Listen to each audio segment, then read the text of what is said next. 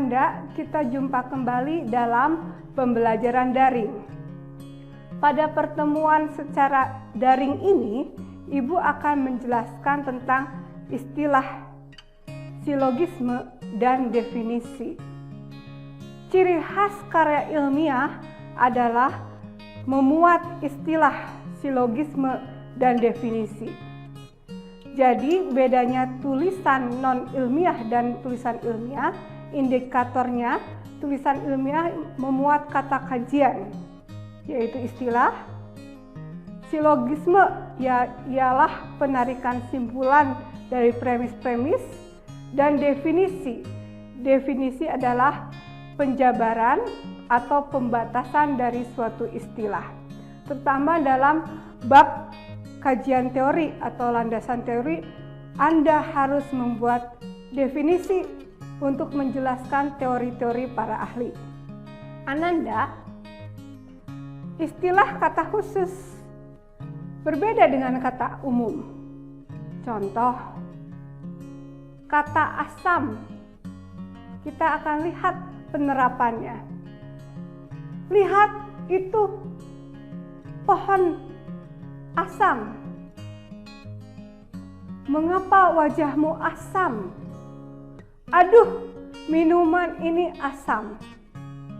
Perhatikan bentukan asam dalam kalimat tadi yang Ibu sebutkan. Asam. Lihat itu pohon asam. Asam bukan istilah kata umum, yaitu nama pohon. Kemudian lihat kalimat, mengapa wajahmu asam? Asamnya adalah rasa.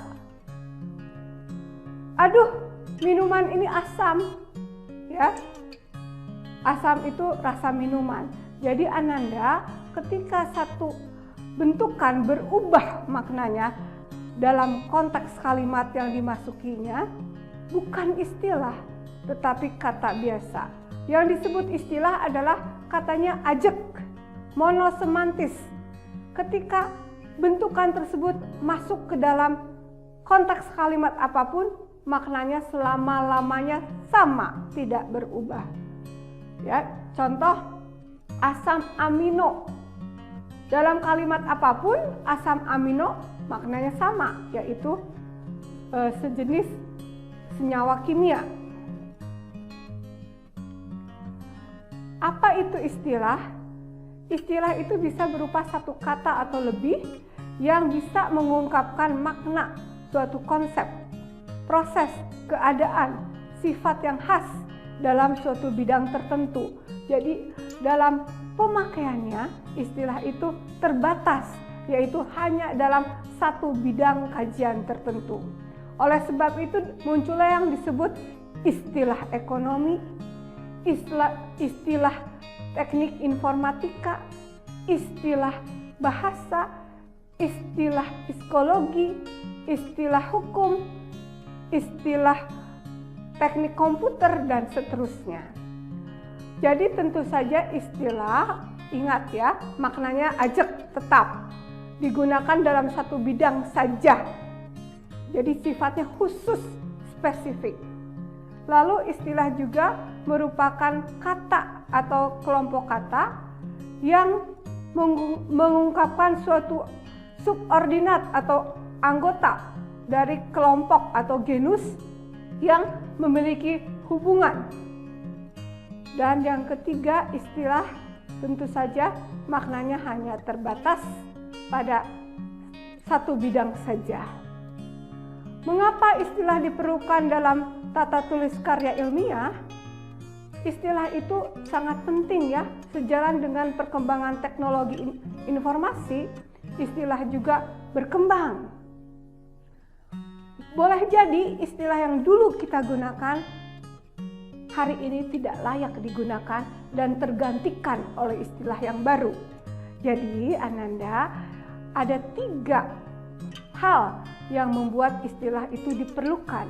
Yang pertama, pemekaran kosakata. Artinya ada kata-kata yang baru yang dijadikan istilah karena memang sebelumnya tidak ada, jadi dimekarkan. Ingat teori gelombang ya.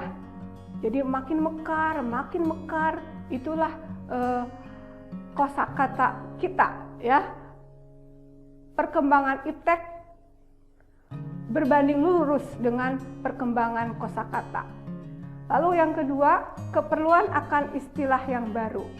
Jadi ada istilah asing, dicarikan padanannya dalam bahasa Indonesia tidak ada, maka dirumuskanlah melalui badan bahasa istilah baru yang perlu diluncurkan, ya, dikomunikasikan. Lalu yang ketiga, mengganti istilah asing. Kita tahu dalam tata tulis karya ilmiah sesuai dengan undang-undang bahwa tata tulis karya ilmiah di lingkungan lembaga pendidikan wajib menggunakan bahasa Indonesia. Jadi kalau Anda mempergunakan istilah asing terlalu banyak dalam karya ilmiah Anda, sebenarnya sangat lemah. Berarti Anda tidak paham, tidak menguasai materi. Oleh sebab itu, ketika Anda ingin mempergunakan istilah asing, pikir dahulu ya. Karena kelihatan bahwa Anda itu tidak paham makna istilah itu apa. Jadi sebenarnya ketika mengutip teori pun, ketika teori-teorinya dikemukakan dalam bahasa asing, Anda terjemahkan, Anda ubah, Anda parafrasekan menjadi bahasa Indonesia. Itu sangat kuat ya. Karena pembimbingmu, dosenmu akan menyetujui bahwa Anda paham terhadap materi yang disajikan. Mengapa perlu istilah baru? Jadi di sini ada istilah asing, lalu dibuatlah padanannya. Misalnya tisu itu istilah asing ya. Jadi dalam karya ilmiah atau juga dalam pergaulan sopan dan dalam bahasa formal, jangan pakai istilah tisu, pakailah selampai kertas. Kemudian contoh lain, ketika Anda membuat seminar, forum ilmiah, ada sesi coffee break, jangan dong ya, pakailah rehat minum kopi. Lalu misalnya ada snack, jangan pakai snack ya, kudapan. Jadi tentu saja Anda harus mempergunakan istilah yang sudah dibakukan. Sebenarnya ketika menggunakan istilah baru, kelihatan Anda itu sosok yang berwawasan, cerdas ya. Jadi sebenarnya menggunakan istilah-istilah baru dalam tata tulis ilmiah dan komunikasi ilmiah memperlihatkan bahwa Anda itu cerdas, Anda itu menguasai materi. Selanjutnya, mengapa perlu mengganti istilah asing ya? Jadi tentu saja ketika saya membaca skripsi mahasiswa ekonomi, ada yang disebut brand. Anda ketika dalam skripsi jangan menyebut brand dong. Pakailah istilah yang baku, jenama. Kemudian juga bisa contoh lain absurd, harusnya janggal atau mustahil, dan seterusnya. Pada saat ini, yaitu masa pandemi, muncul juga istilah terkini di bidang kesehatan. Jadi ada yang disebut social distancing, pembatasan sosial atau jaga jarak sosial. Kemudian ada work from home, bekerja dari rumah. Kemudian juga ada yang disebut suspek, terduga ya. Jadi ada juga new normal.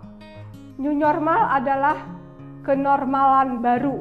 Jadi tolong secara konsisten Anda menggunakan istilah yang sudah dibakukan. Definisi adalah jabaran tentang suatu istilah dalam bidang ilmu tertentu. Persyaratannya, subjek dan predikat harus bisa dipertukarkan. Misalnya, dosen ialah orang yang mengajar di perguruan tinggi. Dosen X, orang yang mengajar di perguruan tinggi Y. Harus bisa dipertukarkan, X sama dengan Y, Y sama dengan X. Jadi, orang yang mengajar di perguruan tinggi ialah dosen. Rumus yang kedua harus digunakan dalam sebuah kalimat. Jadi membuat definisi tidak boleh lebih dari satu kalimat. Misalnya Anda buat definisi tentang loyalitas pelanggan, Anda buat dalam 3 kalimat, salah. Yang disebut definisi strukturnya harus adalah titik, iyalah titik. Jadi tidak boleh terdiri atas lebih dari satu kalimat. Yang ketiga, kalimatnya tidak boleh berupa kalimat negasi atau kalimat ingkar. Contoh, pensil ialah alat tulis yang bukan ballpoint. Tidak boleh. Ada kata bukan, tidak. Jadi dalam definisi tidak boleh Anda menerapkan kata bukan atau tidak. Lalu yang keempat, istilah tidak boleh muncul dalam batasannya. Misalnya, bulan adalah benda langit yang mengelilingi bumi dan bulan menerima cahaya dari matahari. Ini salah definisinya ya. Bulannya tidak boleh muncul dalam batasannya. Lalu definisi haruslah lengkap, jelas, dan memadai. Jadi ketika membuat definisi kursi misalnya, kursi adalah sesuatu yang padat yang bisa diduduki. Tidak boleh, itu tidak jelas, tidak lengkap. Yang padat banyak, batu besar bisa diduduki, bisa. Ya, gelondongan kayu di taman bisa diduduki, bisa. Jadi tidak boleh demikian ya. Kursi adalah perabot rumah tangga yang berfungsi sebagai tempat duduk. Itu baru yang benar. Lalu yang terakhir, istilah dan jabarannya harus saling berhubungan secara tegas. Jadi tidak boleh berdiri sendiri-sendiri. Harus memiliki korelasi antara X dan Y-nya, harus berhubungan secara tegas. Yang ketiga, silogisme. Silogisme adalah cara penarikan berdasarkan 2 premis atau pernyataan yang disebut premis umum mayor dan premis khusus atau premis minor. Syaratnya salah satunya harus ada yang umum. Jadi kalau dari yang khusus-khusus tidak bisa ditarik simpulannya. Misalnya, Natasha adalah mahasiswa jurusan Teknik Informatika. Natasha harus mengambil mata kuliah bahasa Indonesia. Kedua premis tersebut khusus, jadi tidak bisa ditarik simpulan sampai Anda setengah mati juga tidak bisa karena tidak ada yang umum. Jadi seharusnya salah satunya diubah umum. Misalnya, setiap mahasiswa Teknik Informatika harus mengambil mata kuliah bahasa Indonesia. Itu berlaku umum. Lalu muncullah premis khusus. Natasha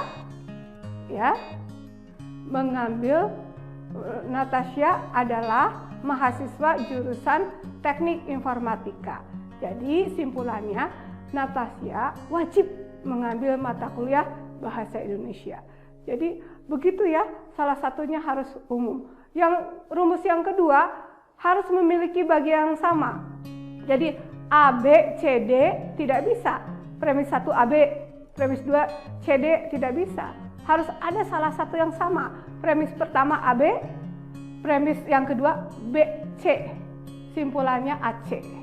Jadi salah satunya harus sama.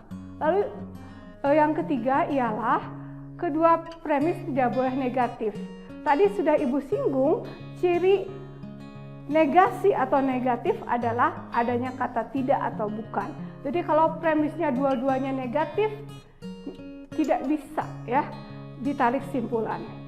Misalnya, setiap warga daerah itu ya tidak berambut keriting. Ya. Ada orang yang tidak berambut keriting, itu yang khusus. Tetapi karena dua-duanya negatif, tidak bisa diambil simpulan. Salah satunya harus positif, ya.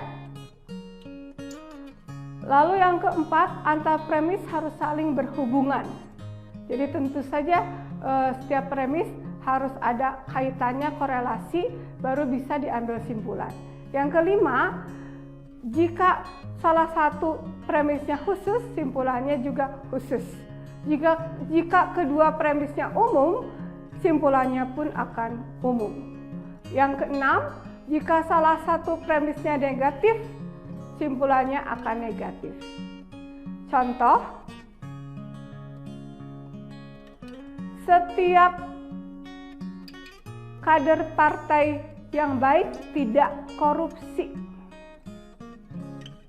Ya, ini negatif, umum negatif. Pak Budiman adalah kader yang korupsi. Ini khusus positif. Tetapi karena premis umumnya negatif, simpulannya pun akan berlaku negatif. Ya, Pak Budiman bukan kader partai yang baik. Semoga apa yang Ibu jelaskan hari ini dapat dipahami. Jika Anda kurang paham, silakan bertanya kepada Ibu. Terima kasih.